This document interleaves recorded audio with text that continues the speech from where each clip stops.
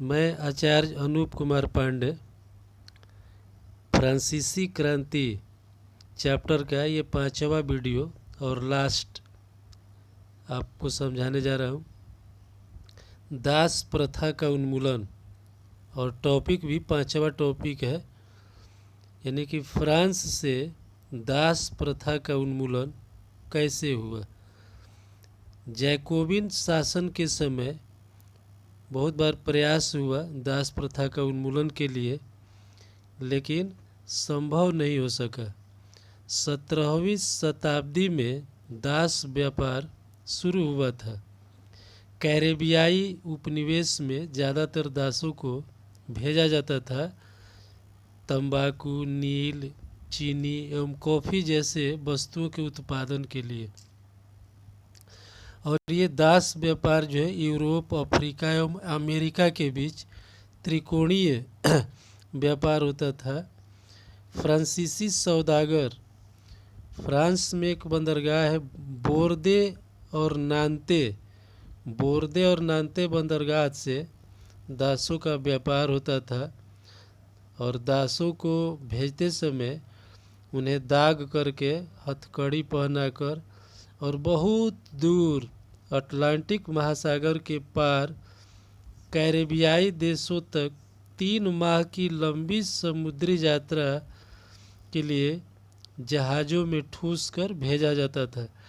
यानी कि दासों की स्थिति बहुत खराब थी और बार बार दास प्रयास कर रहे थे अपने मुक्ति के लिए, लेकिन जो बगान मालिक थे उन्हीं को इन्हें बेच दिया जाता था।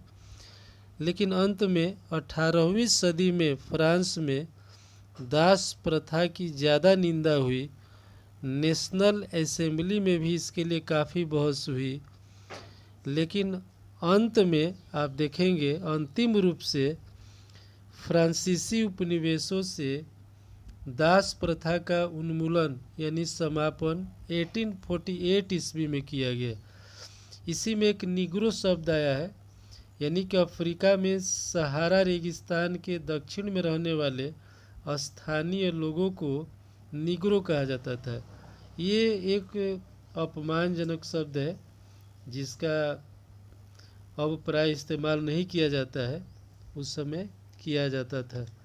तो अंततः फ्रांस से 1848 ईस्वी में दास प्रथा समाप्त हुआ। इसके बाद एक छठा टॉपिक है क्रांति और रोजाना की जिंदगी।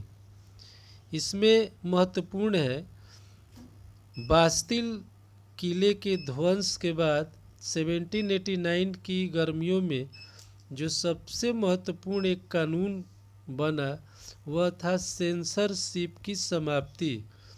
यानी कि राजतंत्र के समय जिन जिन चीज़ों पर प्रतिबंध लगा हुआ था, खास करके सांस्कृतिक गतिविधियों या अभिव्यक्ति की आज़ादी, किताब, अखबार, नाटक, जो भी था वह स्वतंत्र रूप से प्रकाशित नहीं होता था। यह भी राजा के नियंत्रण में होता था। उसी को प्रतिबंध कहा जाता है, सेंसर लगना।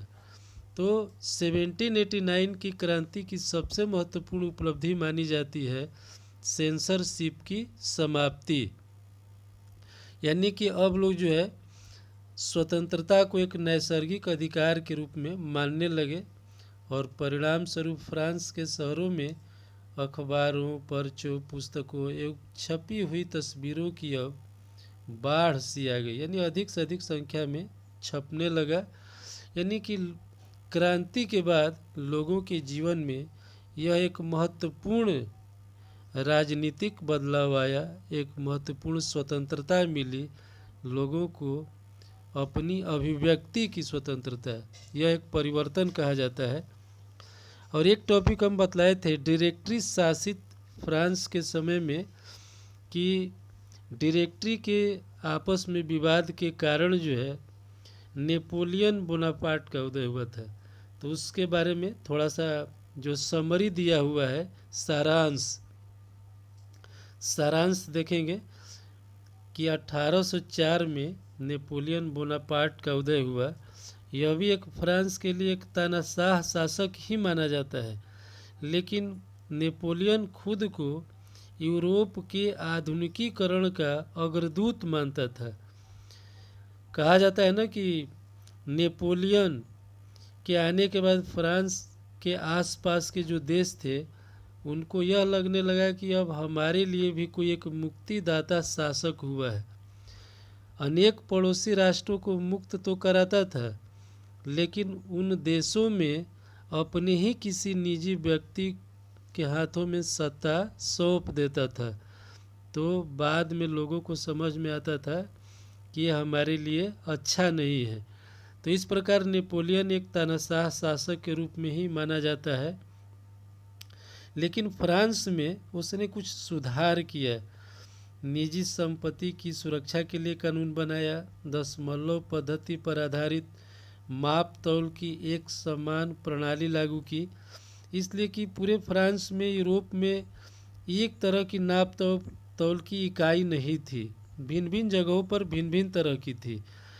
इसको उसने एक किया और इसके बाद अंततः नेपोलियन भी 1815 में वाटरलू के युद्ध में उसकी हार हुई, मौत हुई और नेपोलियन के शासन का भी अंत हुआ।